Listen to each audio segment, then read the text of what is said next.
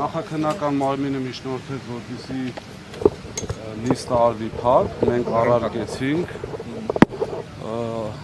որևէ բան չկարողացավ դատախազությունը հիմնավորի, այսինքն իրենք պարոն Վարդանյանը կնշի իրավական մասը, բայց իրենք արդեն խախտել են իմ կարծիքով այդ շեմը նախաքննության գաղտնիքի, ինչպես նաև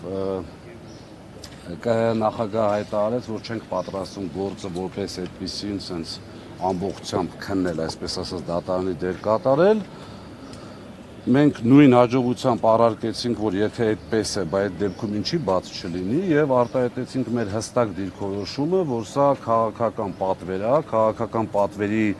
քողի ներքո են փորձում անել, փորձում են իմ եւ իմ ընտանիքի կենսագրությանը, ինչ եմ ասում փորձում են, որովհետեւ չի ստացվի ոչ մի պարագայում եւ ամենակարևորը